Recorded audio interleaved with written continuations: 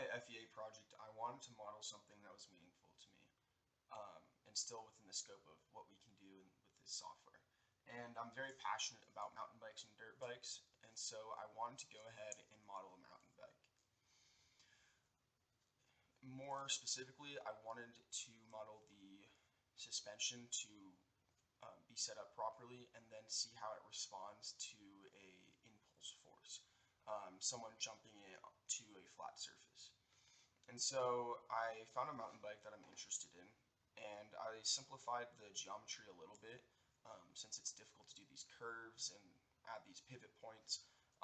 So I went ahead and just got dimensions for the tubes, lengths, as well as outer diameter and thickness, as well as the material properties necessary to model it. And so then I went ahead and modeled it. And just to go ahead and cover some terminology that will be relevant is we have this top tube here, a down tube, and a C tube, thus creating the upper triangle. And then we have the lower triangle, which is this triangle down here at the bottom connected to the wheel, crank, and C tube. And so the lower triangle is connected to the rear axle, which kind of just acts as a boundary condition in the vertical direction. And then it's pivoting where it connects to the crank down here, as well as then it's just connected to the shock. And so if you have an impulse force, it will rotate about the crank, thus creating an upward motion at the wheel and pushing on the shock in order to filter out some of these disturbances. As well as we have this front angle, front fork angled out, and I modeled that in as well. And so what I want to go ahead and look at is, first I want to get the suspension to the correct spring rate and dampening. And so how we'll do that is we'll use a static model of a 175-pound rider, and we'll know that we have it modeled correctly after messing with the suspension or the spring rates by having about 30% of the travel of the shock, or about 1.75 inches, being used by just the rider's weight. And then I can move on to dynamic simulations in order to find proper dampening rates. So after getting that basic information from the web page I showed before, I went ahead and started building out the model. And as mentioned before, I got the material properties, cross-sectional areas, and dimensions in order to build out the model. And so I made the upper triangle as one part, I made the lower triangle as another part, and then I used an interaction down at the bottom in order to create essentially a hinge joint. So it can pivot about this area, and then I put a boundary condition just vertically at the rear, where it would attach the rear axle of the bike, since you can't have that location press any further down without flexing the wheel. And at the top here we have the steering tube angled out, and I created its own coordinate axis, and so that we can have a new coordinate that's only in the direction of this tube to allow the front fork to only compress in that direction. If we had it in the normal direction, where we're looking at the vertical, and it would create weird dynamics. And it also just connects to this fork, which is actually just pinned in place on both ends, so it doesn't actually move. It really just acts as a point to connect the suspension to. And as far as a load goes, I created a load here at the bottom crank, going straight down as if the rider is standing up on the pedals, and that allows us to get a proper sag measurement. If you're going to take your sag, you're essentially just going to sit straight on the seat in order to see how much it compresses. Now, looking at the static model, I went ahead and ran the test, and we're going to overlay the results. And so the red is now the result of the rider's weight, and we can see this definitely bended under the weight. We can see this lower triangle is now bent inwards, and the frame has dropped, as well as that the fork is compressed too. And so we're going to take off just the model and look deformed part. And yes, so we can definitely see this gap is closed. It's in the frame, but it actually would technically have a linkage on both sides so it doesn't hit the frame. And this is looking proper. And so we'll go ahead and pull up the deformation. And I know this doesn't actually come through in the screen recording. However, we're looking for a deformation at the swing arm of about 1.75 inches. And let's ping it. And we are getting 1.74. And so this is ideal. This is exactly what we're looking at. And so we have solidified our spring rates, and now it's time to move on to dampening. Alright, so now we ran our dynamic step to see how this reacts over time as that rider jumps off of it. But we did not add back in the damping yet. And so we're going to go ahead and see what this looks like. Here's what we saw again before, but now we're going to watch what happens over time. And so this looks a little bit funny, but this is about what we expect. It's not going to stop moving.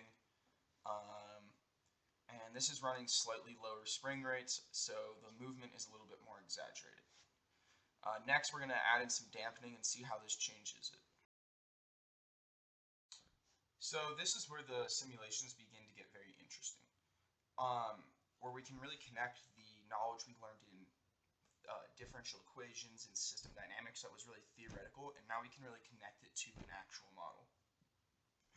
And so before I show the model, once we put dampening into the system, I just want to go ahead and go back over some of these ideas that we learned in these classes.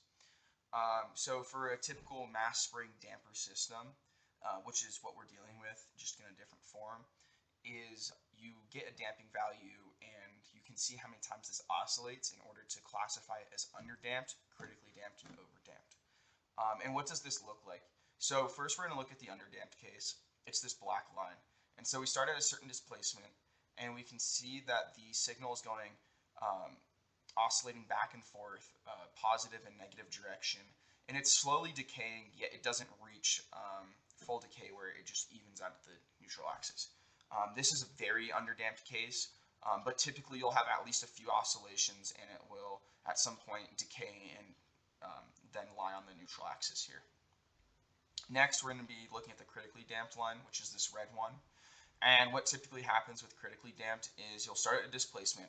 It'll go past the neutral axis to the negative direction or vice versa, and then it will come back up nicely damped and converge to the neutral axis. And so this is what we're really aiming for. And then what happens if we have too much displacement, or dampening, is there will be so much dampening that when you start a displacement, even though the spring is trying to bring it back, the dampening is slowing it so much that it will just slowly converge back to the neutral axis. It won't cross it. This one is very overdamped. It's very exaggerated, but in either way, it will just converge and won't cross it. So now let's go ahead and add some dampening to the simulation and see what happens. All right, so now we added dampening. We ran the simulation, and we'll go ahead and look at the results. As we can see, there is the signal for dampening, which is this square, and so we know it's added in. Let's go ahead and see what it looks like. So this would be your typical underdamped case. It's oscillating back and forth past that neutral point, and at the very end, if we added a little bit more time, we'd see at probably about 0.6 seconds, it will stop oscillating and fully decay. But this is a very clearly underdamped system, and so we're going to go ahead and add some more dampening and see how this changes it. Alright, so now I went ahead and added dampening by about 50 times. We went from a value of just 0.1, which is extremely low in empirical units, up to about 50. And so now we're going to go ahead and see what this result looks like. And so we got the frame rendered in, and this is just a classic case of overdamped, right? So we see it compress, and then it just slowly comes out back to the neutral point.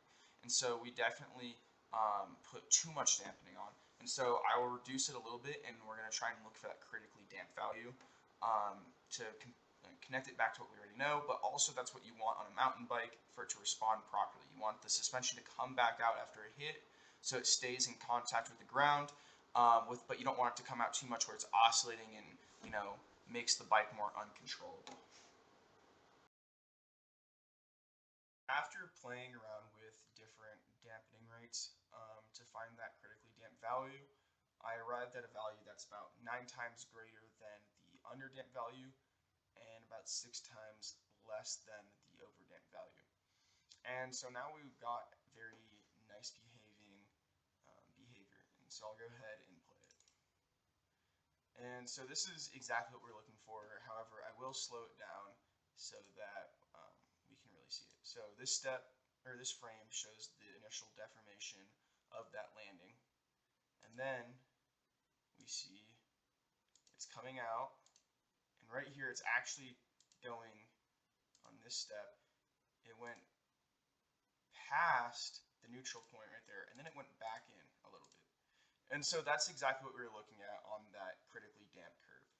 And this will give the bike very controllable behavior to allow the rider to ride as the best they can. And so this was a really fun experiment in order to really connect my passion with bikes and knowledge about suspension and how all of that works with what we've learned in engineering in order to find the critical